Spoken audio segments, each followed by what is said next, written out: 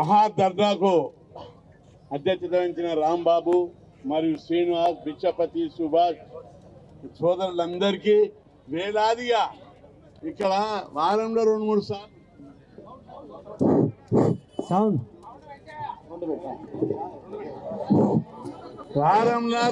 సార్లు ధర్నాలు జరుగుతాయి. ఇక్కడ బీసీ విద్యార్థులై, నిరుద్యోగులై కానీ ఇంత పెద్ద ఎత్తున వేలాదిగా తరలి వచ్చిన ఈ ధర్నాకు నేను ఆశ్చర్యపోయాను. మీ అందరు అవుట్ సోర్సింగ్ కూడా జరుగుతాయి. కాంట్రాక్టు, అవుట్ సోర్సింగ్, హాస్టళ్ళు, గురుకుల పాఠశాలలు వాళ్ళందరికీ జరిగినప్పుడు కూడా నేను వచ్చాను. ఇంత పెద్ద మహాధర్నాను ఇప్పుడే చూస్తున్నా. మీ డిమాండ్లకు పూర్తి మద్దతు ప్రకటిస్తున్నానని చెప్పి మీ అందరికీ నేను గుర్తు చేస్తున్నా. గతంలో డిపార్ట్మెంటల్ వారీగా జరుగుతున్న ధర్నాలకు ఎన్నిసార్లు వచ్చాను. ప్రతిసారి మీరు కోరుతున్న డిమాండ్లకు ఎక్కువ ప్రధానమైనటువంటిది మీరు అందరూ ఉద్యోగ భద్రత అంటున్నారు, వేటేజ్ అంటున్నారు, జీతాలు పెంచమని అంటున్నారు. అది కాదు, అస్సలు భద్రత కావాల్సింది పర్మనెంట్ అని చెప్పి మీ అందరు కోరుతున్నారు. ప్రభుత్వానికి రెండవది, మొన్న ఇటీవల ఉద్యోగాలు చేసినప్పుడు, టీచర్ ఉద్యోగాలప్పుడు గురుకుల పాఠశాలలో ప్రభుత్వంకు విజ్ఞప్తి చేశాం. కాంట్రాక్టు, టెంపరీ, అవుట్ సోర్సింగ్ టీచర్లు ఉన్నారు అన్నింటిలో. వీళ్ళకి వేటేజ్ ఇచ్చినట్టయితే వీళ్ళందరికీ అనుభవం ఉంది, మంచి టీచర్లు వస్తారని చెప్తే వీళ్ళెవరు కూడా సరిగ్గా ఉద్యమం చేయలేకపోయారు. ఇప్పుడు కూడా మీ అందరికీ నేను మనవి చేస్తున్నా, ఇప్పుడు పెద్ద మొత్తంలో ఉద్యోగాలు భర్తీ చేయడానికి ప్రభుత్వం నోటిఫికేషన్ ఇస్తే మీ అందరికీ పర్మనెంట్ అన్కండిషనల్గానన్నా చేయాలి, లేదా వేటేజీ ఇయర్కి 1 మార్కు చొప్పున వేటేజ్ ఇచ్చి ప్రతి ఒక్కరిని పర్మనెంట్ చేయాలని చెప్పి ప్రభుత్వానికి వేదిక ద్వారా డిమాండ్ చేస్తున్నా. మీ యొక్క జీతాల విషయానికి వస్తే సోదరులు, తక్కువ జీతం ఉంది చాలా మంది. ఉన్న జీతంలో అది కట్టు, ఇది కట్టు, ఆ కట్టు, ఈ కట్టు పోతే ఏజెన్సీలంతా దోపిడీ చేస్తే చివరికి మిగిలేది పత్తి చేళ్లలో ఉన్న లేబర్కు ఉన్నంత వస్తలేదు. ఊళ్ళలో, గ్రామాలల్లో పత్తి ఏరుకున్నట్టు లేబర్ను కించపరచడం కాదు, కానీ 18-20 వేల రూపాయలు వస్తున్నాయి ఒక్కొక్క లేబర్కు. ఎవరికైనా మొదలు మా ఊరికి పోతే ప్రతి ఒక్కరు జాబ్ అడుగుతుంది, మాకు హాస్టల్లో జాబ్ పెట్టు, స్కూళ్ళలో జాబ్ పెట్టని. ఇప్పుడు ఊళ్ళలో ఎవరు అడుగుతలేరు. అందరూ మాకు ఇక్కడనే ఊళ్ళలో 2-3 స్కీములు ఉన్నాయి. అదేవిధంగా పత్తేర పోతే 20,000 వస్తాయి మాకు, మేము గవర్నమెంట్ జాబ్ చేయము అని అంటున్నారు. పత్తి చేతిలో ఉన్న లేబర్కి ఉన్నది కూడా మీకు రావడం లేదు. ఒకటి, మీ అందరికీ మీరు 2 పాయింట్ల మీద ఉద్యమం చేస్తారు. ఒకటి ఆత్మగౌరవ పోరాటం, రెండవది ఆకలి పోరాటం. ఆకలి పోరాటం అంటే జీతాలు పెంచాలి, ఉద్యోగ భద్రత కావాలి, మనం అందరినీ ప్రభుత్వం గుర్తింపు చేయాలి, పర్మనెంట్ ఉద్యోగులతో సమానంగా గుర్తింపు రావాలి. సమాన పనికి సమాన వేతనమని సుప్రీంకోర్టు లేబర్ యాక్టులు, లేబర్ కోడ్లు అన్నీ కూడా చెప్తున్నాయి. కానీ ఎక్కడ కూడా సమాన పనికి సమాన వేతనం లేదు. మన సోదరులు అందరూ కూడా చెప్పారు ఇప్పటిదాకా అనేక విషయాలు. మీ అందరికీ నేను మనవి చేస్తున్నా, అవుట్ సోర్సింగ్ ఉద్యోగులకు పూర్తి మద్దతు ఉంటుంది. మీకు ఏ డిపార్ట్మెంట్ అన్న చాలా మంది నా దగ్గరికి వస్తారు, అన్నను డిపార్ట్మెంట్ తొలగించినని. ఎంబడే డిపార్ట్మెంట్ సెక్రటరీకి, కలెక్టర్లకు, పెద్ద ఆఫీసర్లకు ఫోన్ చేసి వీళ్ళని ఎందుకు తీసేసినామని అంటే ఏజెన్సీ వాళ్ళే పంపలేదు పేరు. ఏజెన్సీ ఫోన్ చేసి బెదిరిస్తున్నా, ఏమయ్యా వీళ్ళని ఎందుకు పేరు తీసేసినావు అంటే జవాబు చెప్పాడు, నువ్వు లంచాలకు మరిగి ఎవ్రీ ఇయర్ మారుస్తున్నావు, ఖబర్దార్ నీ వీళ్ళని పంపకపోతే నీ ఏజెన్సీకి తాళం వేస్తా అని చెప్పారు. మీరు కూడా ఎవరు భయపడవలసిన అవసరం లేదు.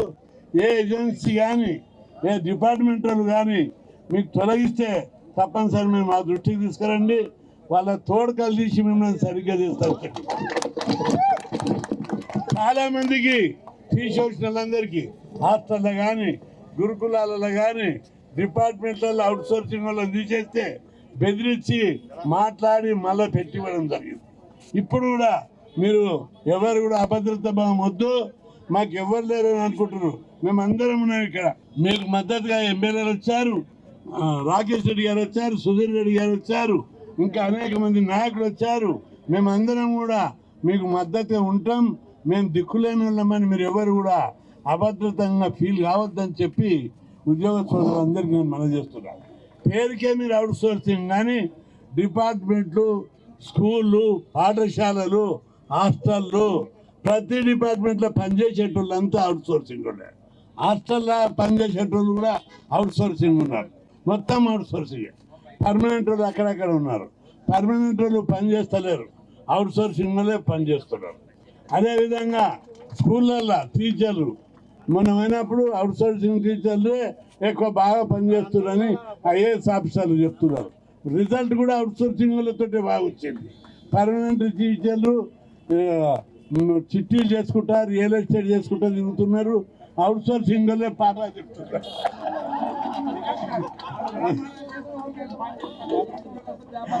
చెప్తున్నారు. కాబట్టి ఆ అవుట్ సోర్సింగ్ అనే విధానం 1994-95 పెట్టినప్పుడు నేను చాలా గట్టిగా వ్యతిరేకించిన. అప్పుడు ఉస్మాన్ యూనివర్సిటీలో చదువుతుంటే ఈయనే ధర్నా పెట్టినాం. అవుట్ సోర్సింగ్ అది అమెరికాలో నడుస్తుంది, ఇంకోటి కెనడాలో నడుస్తుంది, ఇంగ్లాండ్లో నడుస్తుంది. మన భారతదేశానికి కాంట్రాక్ట్ అవుట్ సోర్సింగ్ విధానం వద్దని పెద్ద ఎత్తున ఉద్యమం చేశాం, వ్యాసాలు రాశాం. దానివల్ల కాంట్రాక్ట్ అవుట్ సోర్సింగ్ వల్ల ఉద్యోగ భద్రత ఉన్నది, అకౌంటబిలిటీ ఉన్నది, జవాబుదారితనం ఉండదు, బాధ్యతగా ఫీల్ గారు, ప్రభుత్వ రహస్యాలు బయటికి పోతాయి. కాబట్టి వద్దు, ఈ సిస్టమే వద్దు. మనకు రాజ్యాంగం 3 executive system, legislative system, judicial system పెట్టింది. కాబట్టి ఈ సిస్టమ్ వద్దు. ఎగ్జిక్యూటివ్లో టెంపరీ అనేది రాజ్యాంగం ఎక్కడ లేదు, కాబట్టి పెట్టొద్దు అని చెప్పి గట్టిగా వ్యతిరేకించాం. చాలా పెద్ద ఎత్తున చేసిన తర్వాత ప్రభుత్వం, అప్పుడు చంద్రబాబు గారు ముఖ్యమంత్రి ఉన్నాడు, మాట్లాడి కృష్ణ గారు దీనివల్ల పెన్షన్లు పెరుగుతాయి, బడ్జెట్ సరిపోతలేదు, వీళ్ళకి మనం రాంగా ఒక 4-5 ఏళ్ళు అయినాక పర్మనెంట్ చేద్దాం కాంట్రాక్టు. అప్పుడు అవుట్ సోర్సింగ్ కాదు, ఫస్ట్ ఇంట్రడ్యూస్ చేసినప్పుడు కాంట్రాక్టు. ఈ కాంట్రాక్టులను పర్మనెంట్ చేద్దామని చెప్పి నచ్చ చెప్తే అప్పుడు ఉద్యమాన్ని నిర్వహించాం. కానీ రాంగా దాని contract, out sourcing, part time, guest టీచర్లు, గెస్ట్ లెక్చరర్లు, అదేవిధంగా ఉద్యోగాలకి ఇంకా గెస్ట్ రాలేదు, ఇక్కడ కూడా తెస్తారేమని మన అని భయపడుతున్నా. కాబట్టి మీరు ఇప్పుడు వచ్చారు, ఇదే ఐక్యమత్యంతో, ఇదే నాయకత్వంతో మీరు ఏమాత్రం కూడా యూనిట్ రావద్దు. పార్టీలు, ప్రభుత్వాలు అందరూ మన దాంట్లో డివైడ్ చేయడానికి భయపెట్టి, ప్రలోభ పెట్టి విడదీయడానికి ప్రయత్నం చేస్తారు. ఎవ్వరు కూడా భయానికి, ప్రలోభాలకు లొంగకుండా పట్టుదలతోటి ఉద్యమాన్ని ముందుకు నడిపించండి. ప్రభుత్వం దిగొస్తుంది. దిగి నా జీతాలు 4-5 నెలల నుంచి రాలేదంటే చాలా అన్యాయం. తప్పనిసరి ముఖ్యమంత్రితోటి, ఉప ముఖ్యమంత్రితోటి మాట్లాడి వెంటనే జీతాలు మీకు ఇంకా నయం 4-5 నెలలు ఉన్నాయి. హాస్టళ్లలో చూసినట్టయితే 3 ఏళ్ల నుంచి జీతాలు రాని వాళ్ళు ఉన్నారు. మొన్న ఫైనాన్స్ సెక్రటరీని బెదిరించిన, ఫోన్ చేసి మీకు జీతం వస్తుందని అడిగిన ఫైనాన్స్ సెక్రటరీ. వస్తుంది అని అన్నాడు. వస్తుందన్న కాదు, నువ్వు నెల జీతం తీసుకుంటావు, కారు ఉంది, క్వార్టర్ ఉంది, వీళ్ళకి 3 ఏళ్ల నుంచి జీతాలు వస్తున్నావు మేడ్చెల్లా. ఇదేమన్యాయం, జాగ్రత్త. వీళ్లకు ఒక 8 రోజులని జీతం ఇవ్వకపోతే ఫైనాన్స్ డిపార్ట్మెంట్కు తాళాలు వేస్తా అని చెప్పిన. ఇక ఫైర్ స్పీడ్గా అందుకుంది. కాబట్టి మీ కూడా మీ లోపల ఉన్న ఐకమత్యం, మీ లోపల ఉన్న యూనిటీ, మీరు చేసే ప్రజా బలం ప్రదర్శనని ఉద్యమానికి ఈరోజు తప్పనిసరి. రేవంత్ రెడ్డికి డిపో మొత్తం పోతుంది మ్యాటర్.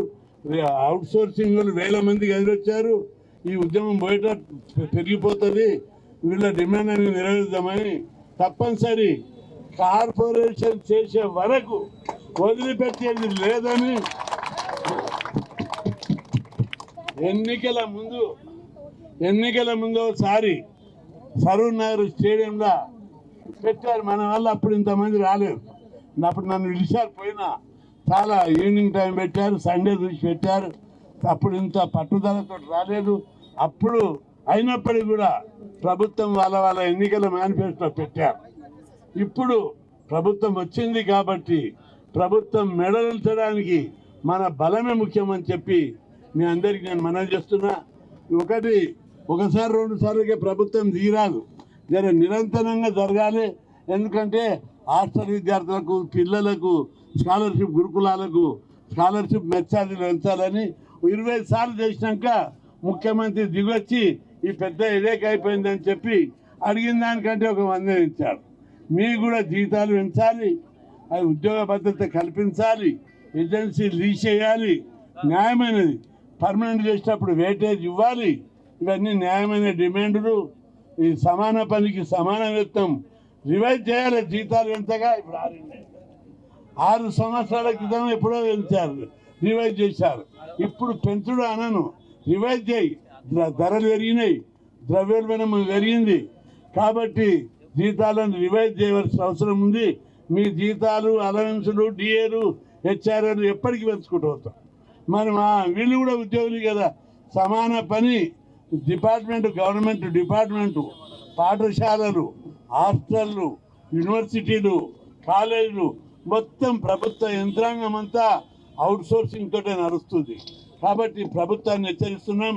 ముఖ్యమంత్రి రేవంత్ రెడ్డి గారికి ఈ వేదిక ద్వారా నేను విమర్శించాను కానీ హెచ్చరిస్తున్నా.